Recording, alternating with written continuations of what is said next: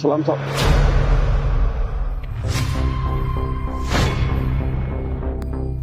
अरे रुस्तम, तुम्हें पता है ये हमारे सोसाइटी के सिक्योरिटी गार्ड है और पता है ये अकेले सारे सोसाइटी का काम संभालते हैं बेचारे। और तुम्हें पता है इन्हें क्यों करना पड़ रहा है ये सब? क्योंकि इनकी बहुत बड़ी मजबूरी है।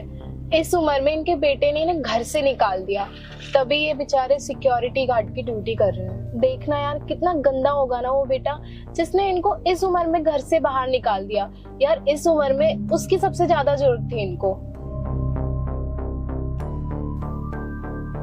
रुस्तम, अब देख क्या रहे हो, चलो ना। ठीक है।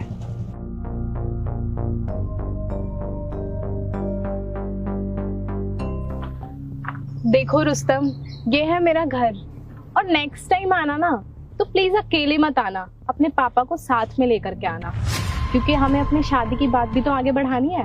क्या पापा? रूपांशी पापा तो नहीं आ पाएंगे। पापा नहीं आ सकते? क्यों रुस्तम, तुम्हें मुझसे शादी नहीं करनी है क्या? नहीं नहीं, ऐसा कुछ भी नहीं है। शादी तो मुझे करनी है, लेकिन पापा नहीं आ पाएंगे। मैं हूं ना, मैं कर लूंगा बात। मेरे पापा को कैसे अच्छा लगेगा रुस्तम कि तुम शादी की बात करोगे? अरे कोई तो बड़ा होना चाहिए, तुम्हें तो अपने पापा को लाना पड़ेगा ना, क्योंकि उन्हें मेरे पापा से बात करनी पड़ेगी और फिर तभी तो हमारी शादी की बात आगे बढ़ेगी। अरे मैं मनाऊंगा ना तुम्हारे पापा को, मैं करूंगा उनसे बात।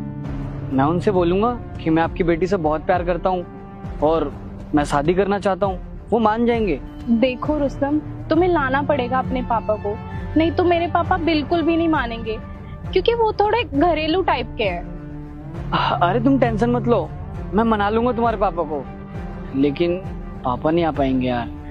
रुस्तम, कहीं ऐसा तो नहीं कि तुम्हारे पापा इस दुनिया में नहीं है? हाँ रूपांशी, मेरे पापा इस दुनिया में नहीं है। हाँ बेटा, ये सही कह रहा है। इसके पापा अब इस दुनिया में नहीं है, इसके पापा दुनिया से जा चुके हैं। अंकल, आप कैसे जानते हैं रुस्तम के पापा के बारे में? बेटा, इसके पापा को मैं बहुत अच्छे से जानता हूँ और वो बहुत अच्छे थे, इससे बहुत प्यार करते थे और इसके लिए वो जितना कर सकते थे बहुत कुछ किया है इसके लिए। इसको पढ़ाया लिखाया, बड़ा किया और अच्छी तालीम दिलवाई। सब कुछ बहुत अच्छे तरीके से चल रहा था। पता नहीं एक दिन अचानक से ऐसा क्या हुआ कि इसने अपने पापा को घर से बाहर निकाल दिया और उसके बाद इसने पूछा तक नहीं कि उसके पापा कहाँ हैं, जिंदा है या मर गए। लगता है अंकल आप मजाक कर रहे हो, पर ये टाइम बिल्कुल भी नहीं है मजाक करने का। बेटा, मैं मजाक नहीं कर रहा हूँ। अगर तुम्हें मेरी बात पर विश्वास नहीं है तो पूछ लो इनसे, कहाँ हैं इनके पिताजी। आज तक कोई खोज खबर ली हो तो बता सकते हैं ये। अंकल सच कह रहे हैं क्या? तुम जानते हो क्या अंकल को?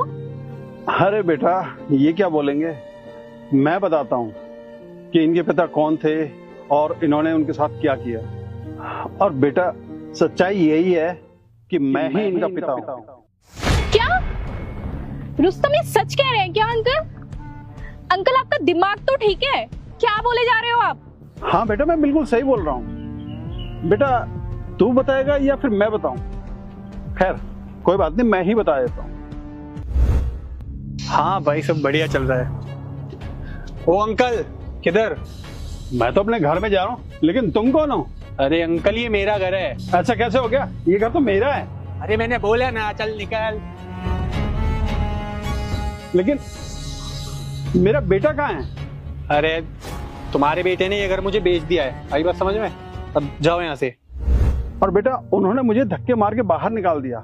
मैंने उनसे बहुत पूछने की कोशिश की कि मेरा बेटा कहाँ है, कम से कम उससे तो मिलवा दो, लेकिन उन्होंने मुझे कोई जवाब नहीं दिया। उस दिन से आज तक मैं दर दर की ठोकरें खा रहा हूँ और कैसे जी रहा हूँ ये तो मैं ही जानता हूँ।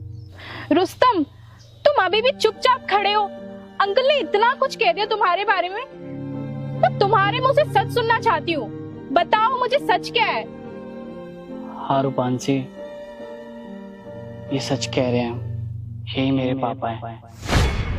बेटा, आखिर मैं तुझसे यही जानना चाहता हूँ कि तूने मुझे क्यों छोड़ दिया, तूने घर को क्यों बेच दिया और मुझे दर दर की ठोकरें खाने के लिए क्यों छोड़ दिया, जबकि सब कुछ ठीक ठाक चल रहा था। अपने बीच कोई भी किसी भी तरह का मनमुटाव नहीं था, फिर तूने मेरे साथ ऐसा क्यों किया?